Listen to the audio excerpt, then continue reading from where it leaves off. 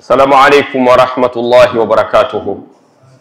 إن الحمد لله نحمده ونستعينه ونستهديه ونستغفره ونعوذ بالله من شرور أنفسنا ومن سيئات أعمالنا. من يهده الله سبحانه وتعالى فلا مضل له ومن يضلل فلا هادي له. وأشهد أن لا إله إلا الله وحده لا شريك له. وأشهد أن سيدنا وحبيبنا المصطفى محمد صلى الله عليه وسلم عباد الله، فإن أحسن الحديث كتاب الله، وخير الهدي هدي محمد صلى الله عليه وسلم، وشر الأمور محدثاتها، وكل محدثة بدعة، وكل بدعة ضلالة، وكل ضلالة في النار. أعاذنا الله من النار. Ndugu zangu Waislamu, tunamsifu Allah, tunamshukuru Muumba wetu Mwenyezi Mungu ambaye ametujalia tumeiona siku ya leo ya Ijumaa. Mwenyezi Mungu ambaye ametupa afya na pumzi na kuidiriki siku ya leo ya Ijumaa. Tunaziomba sala na salamu zimwendee kiongozi wetu Mtume Muhammad sallallahu alayhi wasallam, yeye na ali zake na masahaba zake na umati wote wa Uislamu ambao wamekubali kufuata mwenendo wa Mtume wetu Muhammad sallallahu alayhi wasallam. Ndugu zangu Waislamu, hutuba yetu ya leo itazungukia kunako jamii ya Waislamu Burundi inahitaji nini? Ndio mada yetu ya leo. Tusikie jamii ya Waislamu Burundi nini inahitaji. Tuna miaka mingi tunahitaji nini cha kufanya. Ndugu zangu Waislamu, jambo la kwanza, Allah subhanahu wa ta'ala anasema fa'lam annahu la ilaha illa Allah. Fa'lam, tambua, jua ewe Mtume Muhammad sallallahu alaihi wasallam, hakika Mwenyezi Mungu subhanahu wa ta'ala hana mshirika, ni yeye peke yake.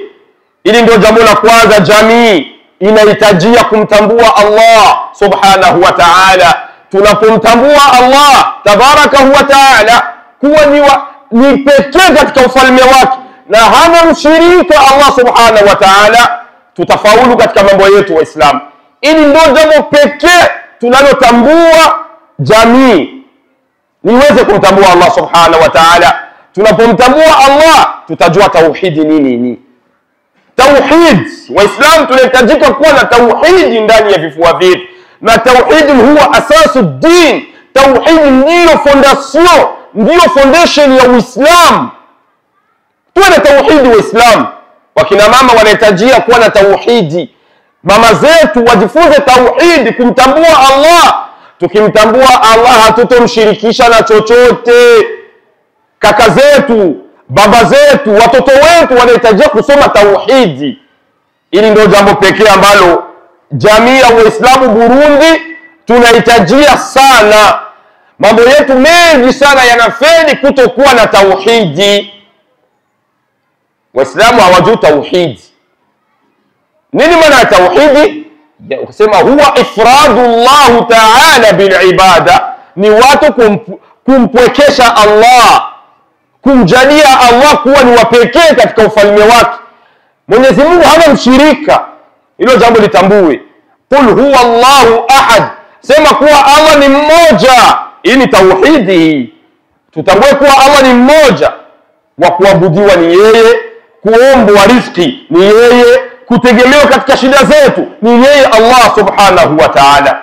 Hilo ndio jambo ambalo linahitajika katika jamii, watu kujilazimisha kuwa na tauhidi. Fa'alaina bil iltizami ma'a tauhidi, tunalazimika kuwa na tauhidi. Wakubwa, wadogo, baba, mama na hata watoto wetu tuwe na tauhidi. Mwenyezi Mungu tunakuomba utuzawadie tauhidi kwenye vifua vyetu. Waislamu, jambo la pili ambalo jamii inahitajika zaidi, al-ilmu al-shar'i. Lazima tupate elimu ya kisheria. Lazima tuwe na elimu ya kisheria. Tukiwa na elimu ya kisheria tutafaidika kwenye jamii. Anasema Mtume Muhammad sallallahu alaihi wasallam katika kuhimiza elimu, talabul ilm fariidatun ala kulli muslimin wa muslima. Kutafuta elimu ni lazima. Kutafuta elimu kwa kila Muislamu, mwanamume na mwanamke, ni lazima. Ili jambo jamii inahitajia watu kuwa na elimu. Tena elimu isiwi ni elimu moja tu. Kuna watu leo wanasoma kizungu basi anaona kama amemaliza. Ukisoma kizungu pasina kuwa na elimu ya dini ni zero. Unakosa mambo mengi sana. Waislamu, najihimiza nafsi yangu na ninakuhimiza wewe kaka yangu, tutafute elimu ya kisheria. Soma elimu ya kizungu, soma medicine, mambo ya uganga, soma yani elimu ya mekanike, soma elimu zote. Lakini kama ukusoma dini, kama ukumtambua Allah, ile elimu yako ya kidunia tunasema, hiyo elimu yako ya kizungu ambayo umeitafuta bado haujaipatia. Waislamu, tujilazimishe na kuitafuta elimu ya kisheria. Na elimu ya kisheria utamsoma Allah subhanahu wa ta'ala, utamfahamu Mtume Muhammad sallallahu alayhi wasallam, utafahamu misingi ya dini Mwenyezi Mungu ameamrisha nini na Mwenyezi Mungu amekataza nini. Dini, Waislamu, tutafute elimu, tuache kuzembea sana. Waislamu, tuwasomeshe watoto wetu elimu ya kizungu, alhamdulillah. Tuwasomeshe watoto wetu elimu ya dini, alhamdulillah. Kijana, binti akiwa na elimu mbili katika uhai wake ni jambo ambalo litamsaidia. Leo tumekosa elimu zote. Uislamu wa leo Burundi, leo tumekosa elimu zote, si dini si kizungu, vyote tumevikosa. Na ndio maana watu leo wanaishi watakavyo. Leo kijana anasoma somo la 7 hadi la 9, kijana anaacha masomo tayari amerizika. Dada anasoma somo la 7 hadi la 10, dada anaacha masomo ya kizungu amerizika tayari. Na kisha olewa tayari vyake vinakwisha. Dini iko wapi? Dini usimwambii. Dini usimwambii huyu dada wala kijana. Na ndio maana leo unaona jamii leo tunafeli kutokana na kosa kwetu kuwa na ilmu. Leo tunakosa waganga. Leo tunakosa waganga. Waislamu, tembeleeni mahospitali yote haya makubwa. Tukimpata mganga wa Kiislamu ni mganga mmoja, lakini ndugu zetu hawa wako zaidi ya 30, wako zaidi ya 40. Kwa nini? Sisi tumekataa elimu ya kizungu. Tumekosa elimu ya kizungu, tumekosa elimu ya dini, na ndiyo tatizo tumekamatwa hapa, ndugu zangu Waislamu. Kwa nini? Tumedharau elimu, na elimu ndiyo jamii inahitajia. Tazameni Waislamu wengi tuko mjini maskini. Ukimuuliza kakangu ulisoma, anakuambia mimi nilisoma Sheikh, lakini sikumaliza masomo. Kwa nini ndugu yangu hukumaliza masomo? Je, familia ilishindwa kukulipia? Hapana, familia ilikuwa na uwezo, lakini mimi ndio nimeacha. Sio kama tumeharibikiwa. Jamii inahitajia watu wenye kuwa na elimu. Waislamu, jamii yetu inahitajia watu wenye kuwa na elimu. Enyi wazazi, na kuhusieni na naihusia nafsi yangu, tuwasomeshe watoto wetu elimu za kisheria. Tuwasomeshe elimu ya kizungu na pia tuwasomeshe elimu ya dini. Mambo mawili. Wasisome elimu ya kizungu tu.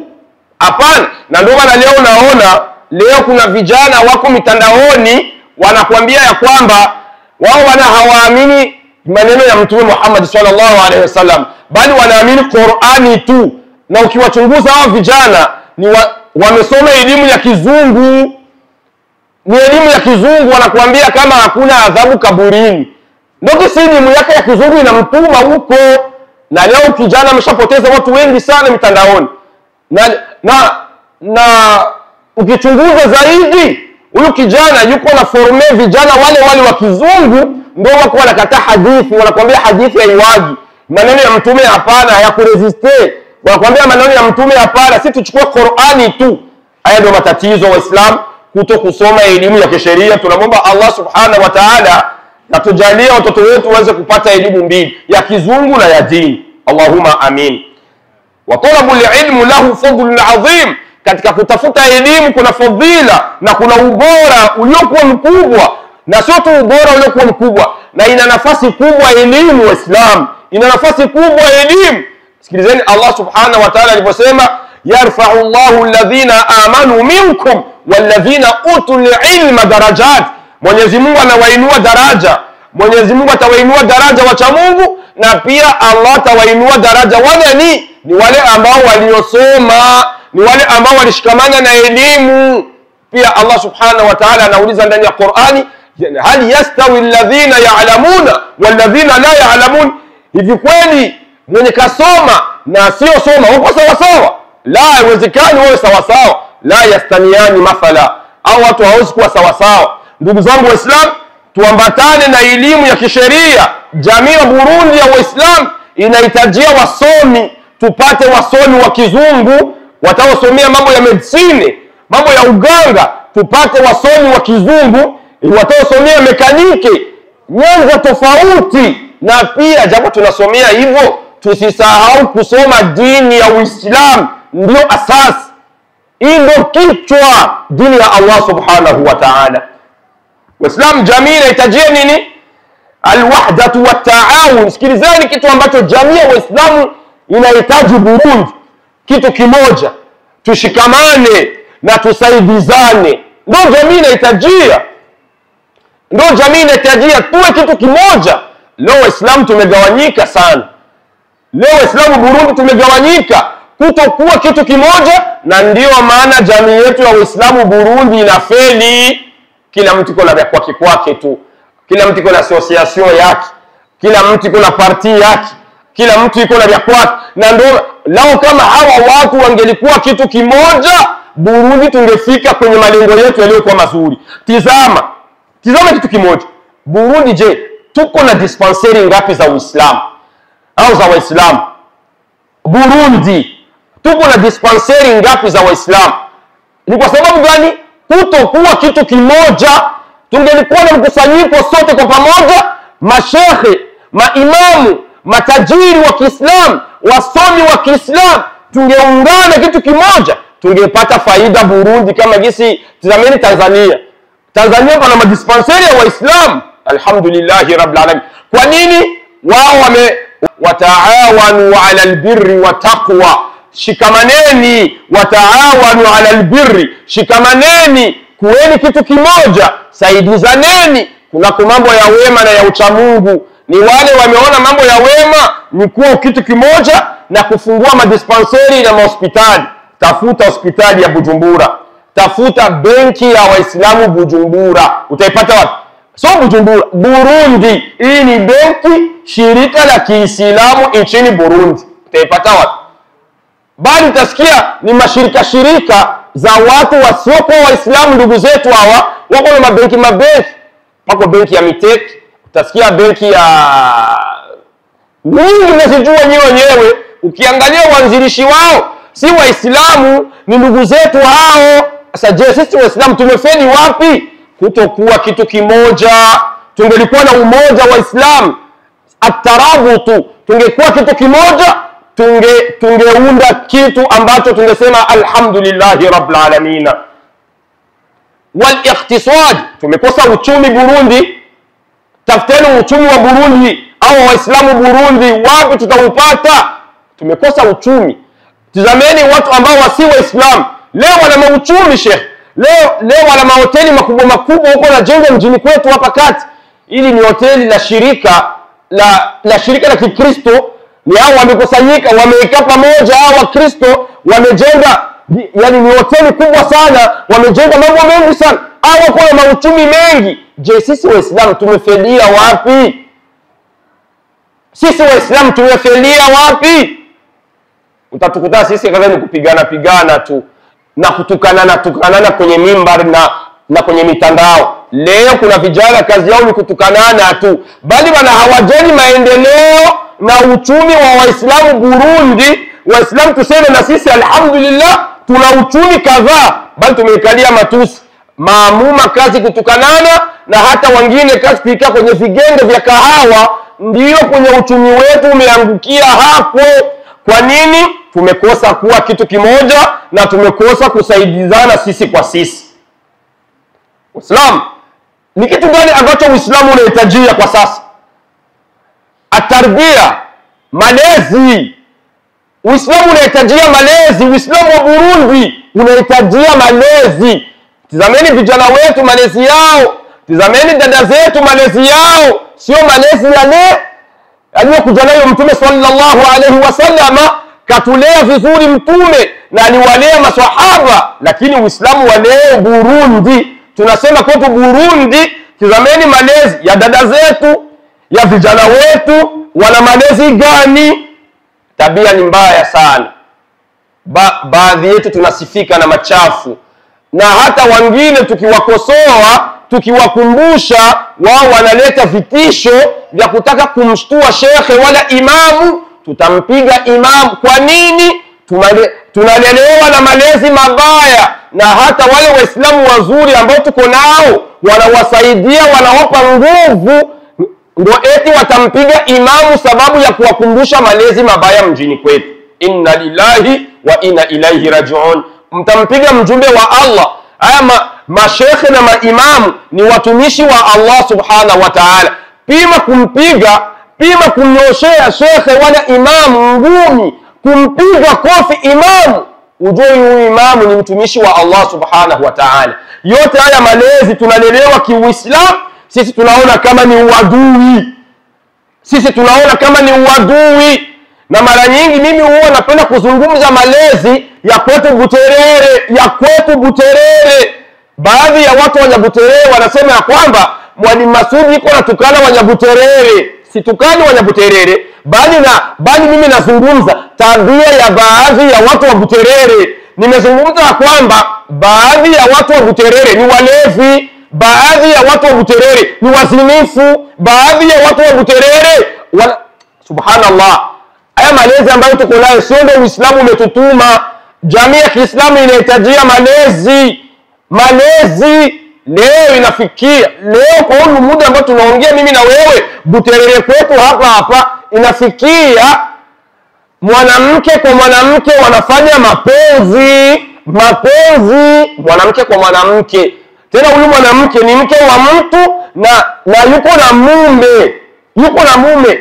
Huyu mwanamke anampenda mwanamke mwenzake, na hadi hiyo kesi imefika kuzone ya Buterere. Waislamu tusisemi, Waislamu tusizungumzi kweli. Mnatuambia kama mtatupiga sababu tuko tunazungumza mambo ambayo machafu yanapatikana katika mji wetu wa Buterere. Malezi sio mazuri. Uislamu leo unahitajia malezi.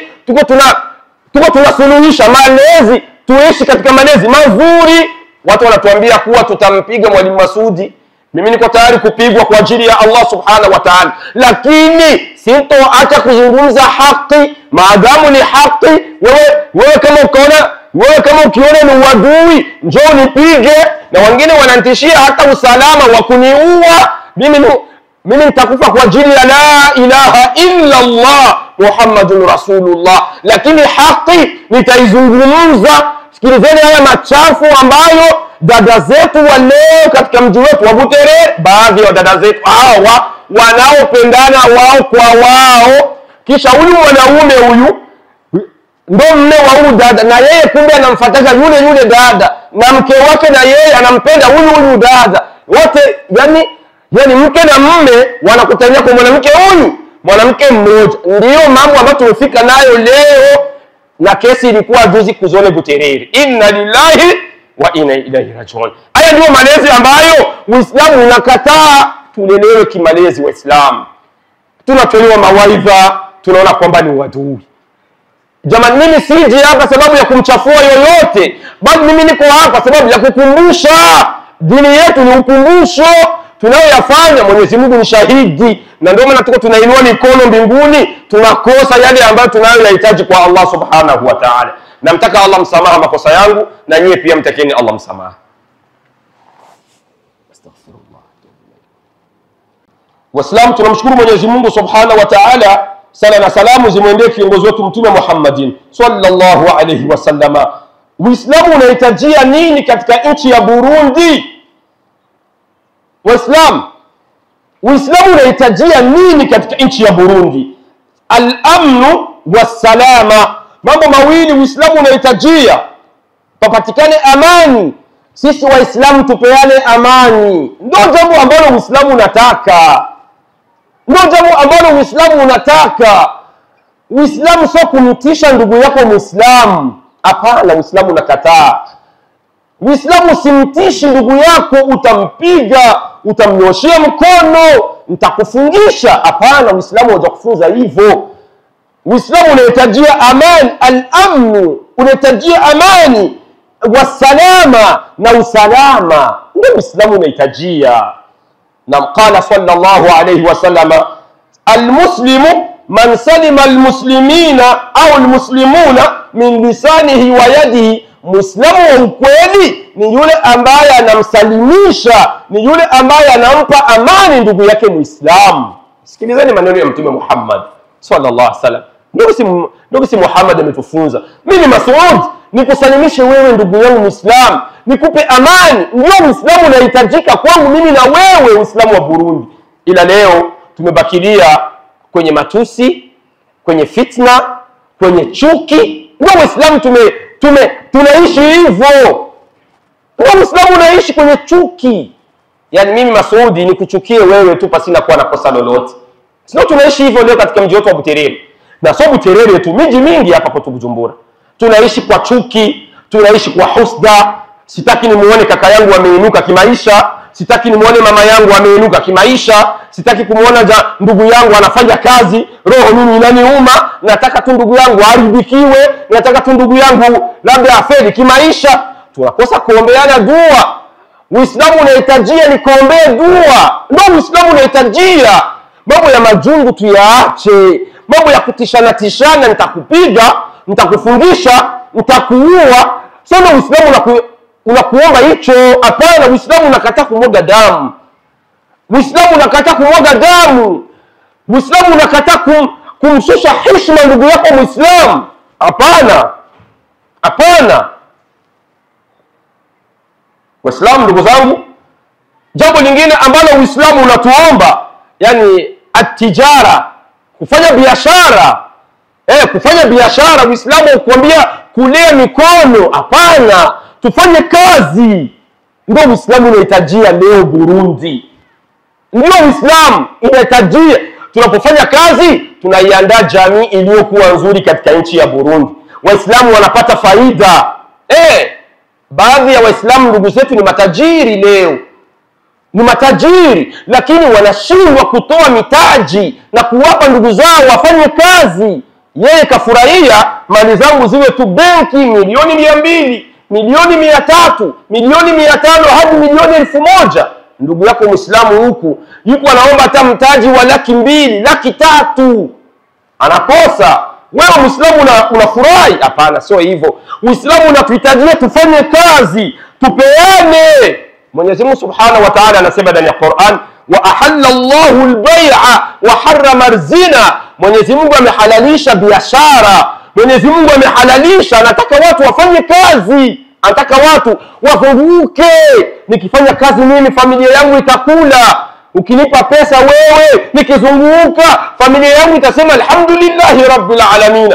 Ila leo watu leo tumelea mikono, na huenda wenzetu wanamiliki mali hawatupi. Tufanye kazi. Tuna matajiri wangapi Burundi wanashindwa kutupa zakatul mali? Zakatul mali wapeni mafakiri na masikini. Ndio lengo kama jinsi Allah alivyosema, innamas sadaqatu lilfuqara'i walmasakini wal'amilina 'alayha. Na hakika zakatul mali, matajiri toweni zaka ya mali.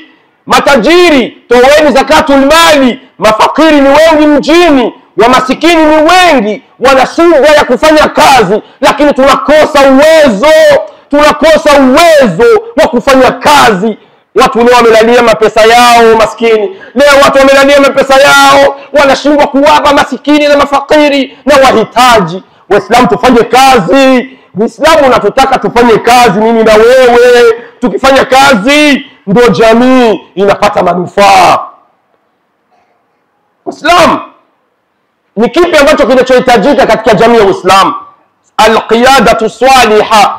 Tupate uongozi uliokuwa mzuri wa Kiislamu nchini Burundi. Tukipata uongozi mzuri na Waislamu watakuwa vizuri. Lakini tukipata uongozi mbaya na Waislamu Burundi watakuwa na hali mbaya. Tunamwomba Allah Subhanahu wa Ta'ala amwezeshe kiongozi wetu, kiongozi wa Burundi au kiongozi wa Kiislamu nchini Burundi, amjalie kheri na manufaa kwa mengi. Ni kiongozi ambaye amekuja kutaka kubadilisha hali za Uislamu na Waislamu katika nchi ya Burundi. Huyu kiongozi ambaye tunamshuhudia kwa miezi kadhaa, tunayaona matunda ambayo uongozi uliopita wa Komibu hatukuwahi kuona. Lakini huyu kiongozi shujaa, mimi natamka neno, nasema ni shujaa, ni kiongozi ambaye hajali maneno ya wenye kusema. Dendeni pale Komibu muone kwa miezi yake kadhaa kafanya nini na alishafanya nini katika jamii ya Waislamu. Bado mwanzo, tuinue mikono, tumempata kiongozi. Ya Allah, nakuomba umsalimishe kiongozi wetu na fitna, umsalimishe kiongozi wetu na husda, Sheikh Salum na waliokuwa chini yake. Mwenyezi Mungu awahifadhi. Waislamu, tukipata uongozi uliokuwa mzuri, kiongozi mwadilifu, ndio jamii nataka ya Kiislamu, ndio jamii nataka ya Kiislamu. Tupate baraza la mashekhe nchini Burundi. Alhamdulillah, nendeni Komibu muone baraza la mashekhe likiongozwa na Sheikh Ali Khamisi Sompwe wakishirikiana na Sheikh Jamali. Mwenyezi Mungu awahifadhi mashekhe wetu hao. Wallahi tulikuwa tunahitajia uongozi uliokuwa mzuri, lakini huu uongozi ni mfano wa uongozi ambao uliopita katika baraza la mashekhe nchini Burundi. Waislamu, chukua kesi yako, nenda Komibu, kesi yako utakatiwa na mashekhe, utasikilizwa na mashekhe nchini Burundi. Mwenyezi Mungu awahifadhi baraza la mashekhe ile nchini Burundi. Allahumma amin. Anasema Allah subhanahu wa ta'ala, inna Allaha ya'murukum an tu'addu al-amanat ila ahliha. Mwenyezi Mungu amekuamrisheni tekelezeni amana. Enyi viongozi, tekelezeni amana kwa watu wenu. Kiongozi mzuri, kiongozi mwadilifu ni yule ambaye amepata amana ya Waislamu nchini Burundi na akatekeleza na akawapa. Wallahi shahidi Mwenyezi Mungu kwa yale ambayo mimi Mas'ud nimeshamshuhudia kiongozi wetu huyu Sheikh Salum, kiongozi wa Komibu nchini Burundi, kwa mazuri ambayo kisha tekelezea baadhi ya Waislamu. Alhamdulillah. Mwenyezi Mungu mjalie kiongozi wetu mazuri ya Rabbul Alamin, na umpe kheri zake ya Allah. Kiongozi kaenda kubadilisha mfumo wa Waislamu nchini Burundi. Tizameni katika mazuri. Leo tumewapata wa chef de zone. Leo tumepata baadhi ya wa chef de zone Waislamu. Bujumbura hapa tumeshawapata wa chef de zone Waislamu. Hizi ni nguvu za kiongozi wa Kiislamu nchini Burundi, Sheikh Salum. Allahu Akbar. Mwenyezi Mungu msalimishe na fitna mzee wetu, kiongozi wetu ya Rabbul Alamin. Lobu Terere tuko na kiongozi Sheikh Pedaya, Imam Pedaya, Mwenyezi Mungu amhifadhi. Si kiongozi leo wa Dezone Buyenzi, kuna kiongozi wa Dezone ni wenye mimi nafahamu wao. Je, ni hao tu? La, kuna sehemu zingine kuna viongozi Waislamu wa zone. Hii hatua ambayo tumeanza hivi, na miaka kadhaa tutawapata wengine, hata watakuta baadhi ya wengine watatumika kwenye presidency insha Allah. Waislamu, tukipata uongozi uliokuwa mzuri, ndio Uislamu unahitajika Burundi. Waislamu, jambo la mwisho, nini Uislamu unahitaji Burundi? As-sihhatu wan-nadhafa. Tupate afya njema na usafi. Uislamu ni usafi. Ndio Uislamu unahitajia. Tuwe na mazingira mazuri. Barabara zetu ziwe safi, nyumbani kwetu pawe pasafi, na hata ndani ya nyumba ya Allah subhanahu wa ta'ala pawe usafi, kila mahala pawe pasafi. Waislamu, serikali yetu pendwa ya Burundi, Mwenyezi Mungu subhanahu wa ta'ala alituletea viongozi ambao wanakuja kuipigania Burundi. Mheshimiwa Evariste, tazameni kazi ambazo wanazozifanya na kupigana mambo ya usafi. Sheikh, mambo ya usafi. Hii ni serikali yetu pendwa. Waislamu, lazima tutii serikali yetu pendwa. Kakazania mambo ya usafi kiongozi mheshimiwa wa nchi. na ni lazima sisi Waislamu, jamii ya Waislamu nchini Burundi, tujilazimishe na usafi, waswiha, na afya njema. Na afya njema Waislamu, kuwa na sante ya bien nzuri, kula vizuri, kula mboga mboga. Waislamu tumekauka, miili mikauka, unashindwa kunywa hata supu ya rengarenga. Waislamu, alhamdulillah, leo Burundi tuna shirika la afya kwanza, na nitangaza ili shirika, nasema ya kwamba limekuja kusaidia Waislamu na wasiokuwa Waislamu Burundi. Ila masikitiko ya Waislamu wengi, tuko na mambo ya kuzarau, sababu limeanzishwa na ndugu yako Muislamu, unaanza kumpiga vita ndugu yako Muislamu. Ili shirika la afya kwanza, kiongozi wake ni Sheikh Khamis. Mwenyezi Mungu amhifadhi kaka yetu huyu. Waislamu, kama bado hujaingia katika afya kwanza, jilazimishe kutafuta ofisi ya afya kwanza, uone na usikie mazuri ya ara. Inasaidia Waislamu masuala ya kuwalipia faktiri za kwa mganga, masha Allah. Hadi hivi sasa tunaongea, tayari wameshajisajilisha katika mahospitali, tayari muda huu tunaongea. Hizo hospitali za Buterere pale Maison Verte na hii ya Samariro pale Blessing na pale, tayari wako musajjal, tayari walishasajiliwa. Ni wewe tu kwenda pale, kama unaumwa Muislamu unatibiwa bure, unatibiwa kwa bure. Shirika la afya kwanza linakuja linakulipia faktiri, japo iwe ni milioni 2. Waislamu tulisupport ili shirika. Ndio Uislamu unahitajia maendeleo kama haya.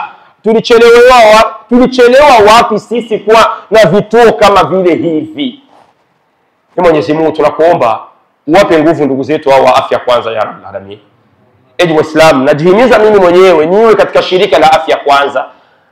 Alikuombi chochote zaidi ya wewe kuchangia tu, kila mwisho wa mwezi unachangia pesa 5,000. Sasa utaumwa wewe, utaona faktiri inakuja ya 3,500, 4,500. Wanakwambia tibiwa mpaka umalize kire yako yote, wao wanakuja kukulipia tu. Waislamu, hii ndio jamii ya Kiislamu inahitaji watu kama vile hawa katika nchi yetu ya Burundi. Mambo ambayo yanahitajia Waislamu katika kumalizia hutuba yangu tuyaelewe. Jambo la kwanza, ndio asasi, ndio fondation, kumjua Allah, tauhid, kumjua Allah subhanahu wa ta'ala. Hili ndio jambo pekee ambalo linakulazimika wewe na mimi na dada na mama kulitambua. Jambo la pili, kuwa na elimu. Tusome elimu za kisheria, usisome elimu ya kizungu tu na ukamaliza hapa, ni matatizo. Lakini soma elimu ya kizungu na usome na dini ya Uislamu. Soma dini na usome na elimu ya kizungu, utafaidika. Leo tunakosa wainfirmiere, tunakosa waganga hospitalini. Nendeni Prince Regent pale, mtakutana waganga wawili ni Waislamu kuwaganga 300. Vituo vya afya au vituo ama centre de santé, tembeleeni, mtawakuta wasiokuwa Waislamu ndio wengi. Unajiuliza, watoto wa Kiislamu wako wapi? Walikimbiaga masomo? Je, walishindwa, wazazi wao walishindwa kuwalipia ada ya shule? Ukiangalia huu pande wa pili, mbona wao ni wengi hospitalini? Ni aibu. Narudi kusema, ni aibu kumuona mama, mke wako anatibiwa na mwanamume. Subhanallah, mke wako anaenda kuzaa, anazalishwa na mwanamume. Hii ni aibu kwa jamii ya Kiislamu nchini Burundi. Waislamu, narudi kusema, ni aibu kumuona dada yangu, mama yangu, mke wangu anatibiwa na Gerard na Pascal na Jerome. Subhanallah, inna lillahi wa inna ilaihi rajiun. Jamii ya Kiislamu tumefeli wapi? Jamii ya Kiislamu Burundi inataka nini? Tuwapate wakina dada wa Kiislamu. Tuko na Khadija, tuko na Aisha, tuko na Fatima, anamtibu mke wa Mwalimu Masudi. Alhamdulillah. Sheikh, kweli ili jamii inahitaji hawa mambo. Waislamu tuzimbuke, tuwasomeshe watoto wetu masomo, waelimike. Alhamdulillah. Na jambo la tatu tumesema tuwe na umoja. Tuwe na umoja. Waislamu wa Burundi tunahitajia kuwa na umoja. Tuwe kitu kimoja na tusaidizane. Jambo la 4, Waislamu wa Burundi tunahitajia kuwa na tabia, malezi mazuri sana. Nilisahau kuna kikundi, nilisema sintoacha kukapiga vita, kanaitwa Mama Kimbo. Nilisema sintoacha hawa kina dada Buterere, Quartier Cadre. Namuomba kaka yangu bwana Hamza Mahani, nikatie kakipando haka kwa kina Mama Kimbo. Aibu, malezi machafu tunawapata wadada wa Kiislamu, wao wanaunda kakundi kama Mama Kimbo, wanajinasibu sisi ndio watani wa Buterere, wanafanya maaswi, wanacheza uchi, wanakwenda kutukanana, wamevaa dira. Kakundi kapo hapa kwetu Buterere. Nitakapiga vita usiku na mchana. Wallahi Waislamu, na kutahadharisheni, kama ni mke wako, kama ni dada yako, kama ni jirani yako, mlinganie huyu dada aachane na kakundi kama shaitani. Nasema hivi, ni kakundi kama shetani, haka kakundi kama Mama Kimbo. Walikuwa na sherehe juzi, samedi juzi hapa walifanyia kisherehe pale, haka kundi kama Mama Kimbo wakafanya vurugu mle, wakacheza vitu vya haramu. Wakasema hivi, tunakuombeeni wakina dada wote, zimisheni masimu yenu, zimisheni masimu, yani msiturikodi, sababu Mwalimu Masudi yuko tayari kutupiga vita. Wanamogopa Mwalimu Masudi Buterere nzima. Ya nini ndio muiba? Natangaza, Bwana Mahane, kata kipande kangu, uwarushe wakina Mama Kimbo, mwambie Mwalimu Masudi yuko tayari kupambana na nyinyi. Halafu la ajabu wanatuma watu, tutaenda kumchamba na tumpige. Waambie hivi, wakinipiga mimi wamempiga Allah subhanahu wa ta'ala. Thumma sallu ala rasulillah bi amri tanzili min rabbikum inna Allaha wa malaikatahu yusalluna ala nabi ya ayyuhalladhina amanu sallu alayhi wa sallimu taslima warḍaq Allahumma an khulafa'ir rashidin Abu Bakr wa Umar wa Uthman wa Ali wa an sa'iri ashabi rasulillah wa ana bi fadlika wa ihsanika ya akramal akramina. Allahumma a'izz al-islam wal muslimin, اللهم اعز الاسلام والمسلمين واذل الشرك والمشركين. قوموا الى صلاتكم. Yenu ipo vyema kuitumikia dini. Al-Huda, mwongozo wa jamii.